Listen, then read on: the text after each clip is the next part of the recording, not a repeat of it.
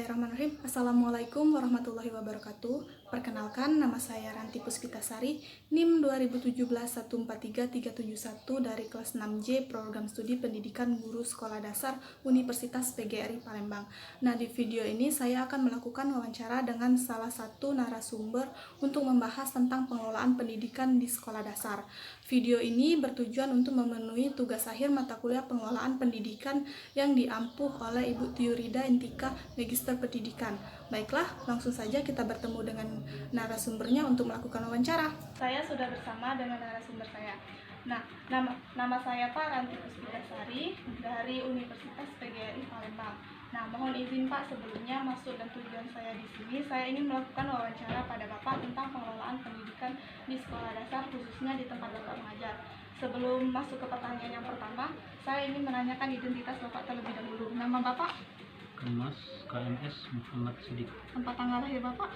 Palembang 22 April 1992. Umur Bapak?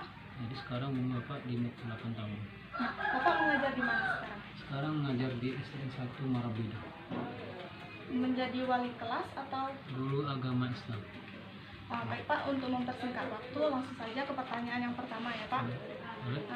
Menurut Bapak, faktor apa saja penentu keberhasilan pengelolaan satuan pendidikan khususnya di pendidikan tingkat dasar? Saudara, untuk pertama kali yaitu gurunya harus sudah memiliki sertifikat sebagai pengajar atau sudah S1 kalau sekarang ini. Yaitu sekolah yang terakreditasi, yaitu paling tidak sudah B. Sekolah kami sudah B, alhamdulillah. Sudah itu juga berpengaruh dengan orang tua. Nah, yang ketiga adalah lingkungan. Baiklah Pak, pertanyaan yang kedua, menurut Bapak apakah ada pengaruh kepemimpinan kepala sekolah terhadap kinerja guru dalam suatu sekolah, terutama tempat Bapak mengajar sekarang ini?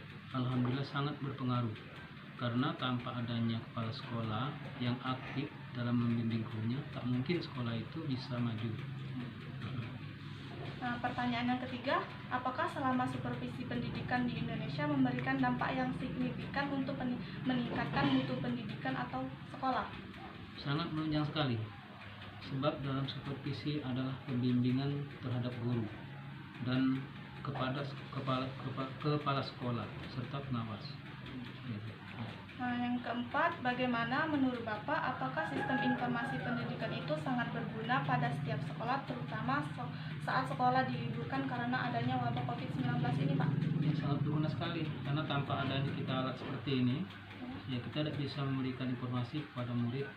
Ya bagaimana pula kita akan memberikan pelajaran melalui WA. Alhamdulillah, kalau mereka itu paling tidak orang tuanya yang ada. Ya, itu saja. Yang kelima itu pertanyaannya, apa pendapat Bapak mengenai kurikulum saat ini tentang kurikulum Merdeka Belajar? Apakah kurikulum tersebut akan efektif jika diterapkan di sekolah, khususnya di sekolah dasar? Sangat mendukung dalam kegiatan belajar mengajar, yaitu yang kalau sepertinya untuk apakah akan efektif jika diterapkan di sekolah dasar, Pak? Kurang efektif karena belum pernah diajarkan di sekolah kita. Karena masih baru ya Pak? Nah, karena masih baru. Yang kelima itu pertanyaannya, di dalam pengelolaan peserta didik ada tahap seleksi peserta. Apa saja syarat menentukan calon pendidik akan diterima atau tidak, dan bagaimana proses rekrutmen dan seleksi siswa baru di sekolah Bapak? Kalau di kami, pertama kami seleksi masalah umur terlebih dulu. Umur anak menentukan sekali, paling tidak umur itu tidak boleh kurang dari 6 tahun. Ya. Sudah itu dia juga harus memenuhi persyaratan-persyaratan, melengkapi administrasi, misalnya dari sekolah mana, sekolah PAUD misalnya, ketika itu melengkapi administrasi, contohnya apakah dia itu sudah lengkap administrasi seperti KK misalnya kan, sudah itu apa namanya itu akte kelahirannya, ya paling tidak itu. Nomor 7, menurut Bapak bagaimana proses pengelolaan tenaga pendidikan pada masa sekarang ini, dan mengapa pada pengelolaan tenaga pendidik dinilai penting dalam melakukan pengembangan kemampuan kinerja pendidik di sekolah? Ya sangat penting, karena pengawasan guru walaupun sekolah diliburkan tetapi tetap belajar atau daring di rumah dan dikontrol oleh guru yang bersangkutan dan diawasi oleh kedua orang tuanya. Yang ke-8 pertanyaannya, menurut Bapak apakah ada hubungannya antara pengelolaan biaya pendidikan dengan kualitas pendidikan? Sangat erat sekali hubungannya. Ya. Yang ke-9, apakah fasilitas sarana dan prasarana sudah memadai di tempat Bapak bekerja sehingga dapat menunjang ke pembelajaran yang lebih efektif lagi? Nah, tempat kami itu hampir memadai karena di sana itu sudah hampir lengkap. Ya, sudah itu masalah apa? Yaitu hampir melengkapinya. Seperti HP juga untuk anak-anak sekolah sudah ada, laptop, sudah ada. Lab perpustakaan ya Pak? Lab perpustakaan ada. Ya. Yang ke-10, bagaimana menurut pandangan Bapak mengenai hubungan sekolah dan masyarakat, khususnya orang tua siswa pada saat wabah pandemik seperti ini dalam proses belajar di rumah? Sangat penting karena antara guru dan orang tua murid harus bekerja sama dengan baik, ya, dengan alat komunikasi sehingga pembelajaran dapat berjalan dengan baik melalui daring. Ya. Nah, baiklah, sudah 10 pertanyaan yang saya ajukan kepada Bapak.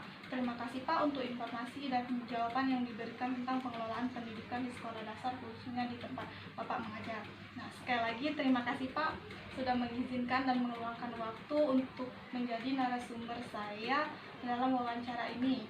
Saya ucapkan terima kasih. Mohon maaf apabila ada salah kata Pak. Sama-sama. Nah, itulah hasil video wawancara saya mengenai pengelolaan pendidikan dengan salah satu guru SDN 1 Harapan Mulia, Kecamatan Muara Belida, Kabupaten Muara Enim, Bapak Kemas Muhammad Sidi. Nah, untuk teman-teman jangan lupa di like, di komen video saya. Terima kasih. Wassalamualaikum warahmatullahi wabarakatuh.